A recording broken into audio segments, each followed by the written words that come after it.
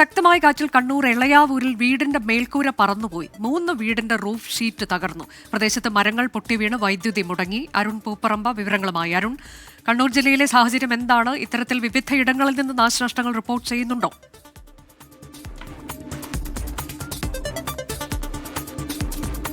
അനുജ, തീർച്ചയായും കണ്ണൂർ ജില്ലയിൽ ശക്തമായ മഴ തുടരുകയാണ്. മഴയ്ക്കൊപ്പം തന്നെ ശക്തമായ കാറ്റും വീശുന്നു എന്നതാണ്.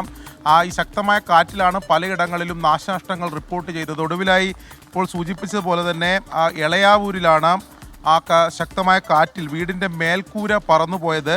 അതോടൊപ്പം തന്നെ അതേ പ്രദേശത്ത് 3 വീടിൻ്റെ റൂഫ് ഷീറ്റ് ഈ കനത്ത കാറ്റിൽ തകർന്നു വീണിട്ടുണ്ട്. അവിടെ തന്നെ ഇലക്ട്രിക് പോസ്റ്റുകളൊക്കെ തകർന്ന് ഈ കാറ്റിൽ തകർന്ന് വൈദ്യുതി അവിടെ മുടങ്ങുന്ന സാഹചര്യമുണ്ട് ആ പ്രദേശത്ത്. അങ്ങനെ ജില്ലയിലെ വിവിധ ഇടങ്ങളിൽ നിന്നും മഴക്കെടുതികളും റിപ്പോർട്ട് ചെയ്യുന്നുണ്ട്. അത് രാവിലെ നെടുമ്പോയിൽ അവിടെ ഒരു വീടിന് മുകളിലേക്ക് മരം വീണ് 3 പേർക്ക് പരിക്കേറ്റിട്ടുണ്ട്. അവർ ഇപ്പോഴും പരിയാരത്ത് ഗവൺമെൻറ് മെഡിക്കൽ കോളേജിൽ ചികിത്സയിൽ തുടരുകയാണ്. എന്തായാലും കനത്ത മഴ തുടരുകയാണ്. റെഡ് അലേർട്ടാണ് ജില്ലയിൽ ഉള്ളത്.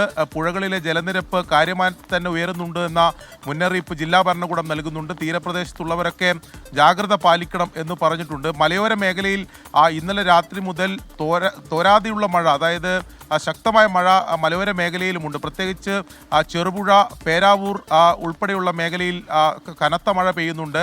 അവിടെ പായം പഞ്ചായത്തിലും ഈ രീതിയിൽ വിവിധയിടങ്ങളിൽ മരം വീണ് വൈദ്യുതി ബന്ധമൊക്കെ നിലച്ചു പോകുന്ന സാഹചര്യം ഉണ്ട്. ഇതുവരെ അത് പുനഃസ്ഥാപിക്കാൻ സാധിച്ചിട്ടില്ല എന്ന വിവരമാണ് ലഭിക്കുന്നത്. ഇനിയിപ്പോൾ വരും മണിക്കൂറുകളിലും ശക്തമായ മഴയ്ക്കുള്ള സാധ്യത തന്നെയാണ് ജില്ലയിലുള്ളത്. എല്ലാവരും ജില്ലാ ഭരണകൂടം നൽകുന്ന നിർദ്ദേശങ്ങൾ അത് പാലിക്കണം എന്ന് കൃത്യമായി മുന്നറിയിപ്പ് നൽകിയിട്ടുണ്ട്. വിദ്യാഭ്യാസ സ്ഥാപനങ്ങൾക്ക് അവധി നൽകിയിട്ടുണ്ട്.